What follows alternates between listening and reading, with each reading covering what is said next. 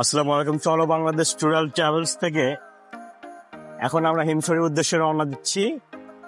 হিমছড়ির উদ্দেশ্যে রওনা দেওয়ার জন্য আমাদের এই পুরো চান্দ্রে গাড়িটি রিজার্ভ করলাম, যেটা পড়ছে 2200 টাকা এবং পার্কিং সহ। আমি এখন আপনাদেরকে গাড়িটা দেখাবো।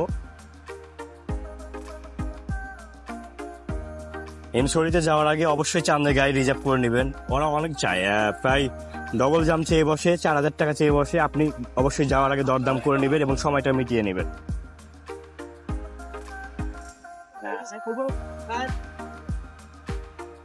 চান্দ্রে গাড়ির উদ্দেশ্যে এখন আমরা হিমছড়ির উদ্দেশ্যে এখন আমরা রওনা হচ্ছি।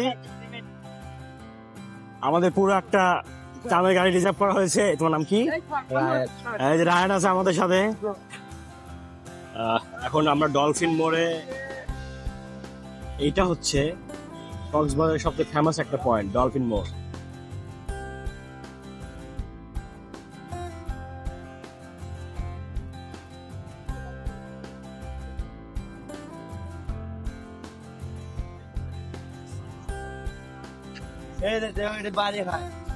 পাহাড় একদিকে সমুদ্র।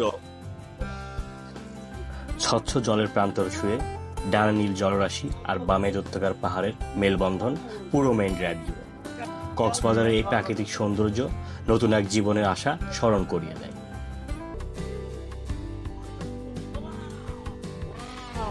সাগরের এই ছন্দময় কথোপকথনের প্রতিটি মুহূর্ত যেন আমাদের মনে এক নতুন জীবনের আশা জাগিয়ে তোলে।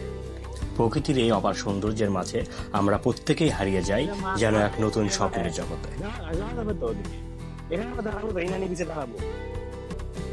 ওই তো দূরেই দেখা যাচ্ছে বেশ কিছুদিন আগে জলোচ্ছ্বাসে ভেঙে যাওয়া নৌবাহিনী নৌজেটির অংশটিকু, যেটাতে করে সেন্ট মার্টিনে যাওয়ার জন্য এখানে জাহাজগুলো নোঙর করে। এবং ইনানি বিচে যাওয়ার পথে সব থেকে বড় হোটেলটা এখানে আমরা দেখতে পাবো, হোটেল বে হোটেল বলে যেটাকে। এখন দাঁড়িয়ে আছি ইনানি সি বিচে। ইনানি সি বিচে এক অস্থির ভিউ। এখানে সমুদ্রের ঢেউ বারবার ফিরে আসছে এবং পাশেই হোটেলগুলো, এবং এখানে লোক একটু কম, যদি সুগন্ধ সি বিচের লোকগুলো অনেক। এটা ছিল আমাদের আজকের ভ্রমণের দ্বিতীয় স্পট, ইনানি সি বিচ। এখন আমরা এখান থেকে রওনা দিব পাটোয়ার টেক পয়েন্টের উদ্দেশ্যে। আমরা আছি এখন পাটোয়ার টেক পয়েন্টে এবং পিছনে আমাদের গাড়ি। আমার এই ইভেন্টটি অর্গানাইজ করেছে চলো বাংলাদেশ ট্যুর অ্যান্ড ট্রাভেলস। আপনারা যারা স্বল্প খরচে ভ্রমণ করতে চান তারা এই ট্রাভেলসের সঙ্গে আসতে পারেন। এখন আমি এমন একটা পয়েন্টে আছি, এখানে সমুদ্রে উত্তাল ঢেউ এবং সমুদ্রের গর্জন শোনা যাচ্ছে এখানে। এখানে আমাদের পুরো টিম আসছে চলো বাংলাদেশ ট্যুর অ্যান্ড ট্রাভেলসে। এবারে টিম নাম্বার, যারা সমুদ্র ভালোবাসেন। এবং এইখানে সবচেয়ে বড় কথা হচ্ছে এইদিকে পাহাড়, এবং পাহাড়ের উপর দেখা মনে হচ্ছে যে পাহাড়টি দেখে মনে পড়ে গেল সঞ্জীব চন্দ্র চট্টোপাধ্যায়ের পালামৌ গল্পের কথা। কিন্তু এই প্রেক্ষাপটটি সম্পূর্ণ আলাদা। এখানে সামনে সমুদ্র এবং পিছনে দৈত্যাকার কালো পাহাড়, এবং যার উপরে মেঘ ভেসে ভেসে যাচ্ছে। সত্যি প্রকৃতির এই অপার সৌন্দর্য জীবনে অনেক মন চায়। প্রকৃতির এই অপার সৌন্দর্যের মাঝে আমরা প্রত্যেকে হারিয়ে যাই যেন এক নতুন স্বপ্নের জগতে। আর কক্সবাজার সমুদ্র সৈকত মানেই হাজারো অচেনা মানুষের ভিড় আর তাদের মায়ায় আবদ্ধ হওয়া। দেখতে দেখতে আমরা আমাদের তৃতীয় স্পটটি ঘোরা সম্পূর্ণ করলাম। এবার এখান থেকে রওনা দিব হিমছড়ির উদ্দেশ্যে।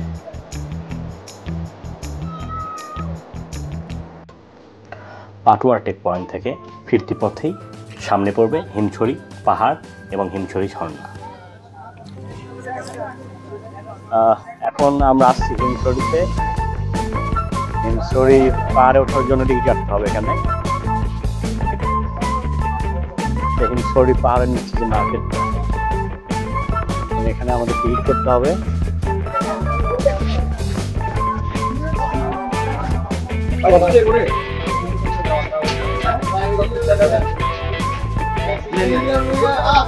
কত করে?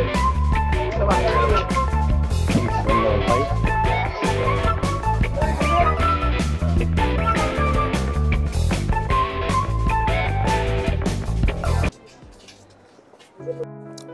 এখন আমরা আছি হিমছড়ি পাহাড়ের উপরে, প্রায় মাটি থেকে 250 ফিট উপরে, এবং এখানে পাহাড় থেকে সমুদ্র ভিউটা জাস্ট ওয়াও, খুব মনোরম পরিবেশে। এবং এখানে উঠতে উঠতে আমরা প্রায় এই পাশে ঠিক আমার এই পাহাড়ের প্রতিটি শৃঙ্গ যেন জীবনের প্রতিটি স্বপ্নের মতো, যেখানে উঁচুতে পৌঁছাতে হয় ধৈর্য আর পরিশ্রম দিয়ে। যে পাহাড় তোমাকে ভয় দেখায় তারই চূড়ায় দাঁড়িয়ে তুমি জীবনের সেরা দৃশ্যগুলো দেখবে। সমুদ্র, পাহাড় এবং সমুদ্র একাকার হয়ে গেছে এখানে।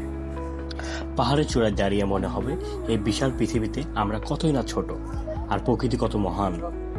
পাহাড় শুধু প্রকৃতিই নয়, মানুষের আত্মার শান্তির প্রতীকও বটে। এই তো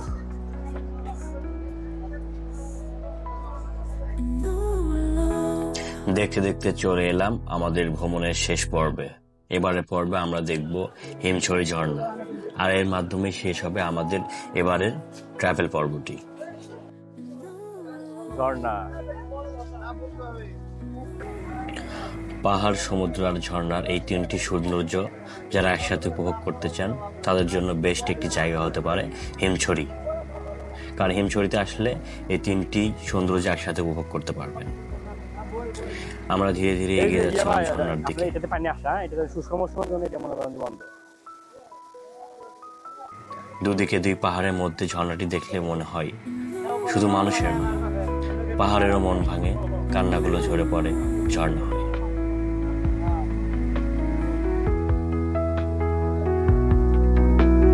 সমুদ্র যা ডুব পারি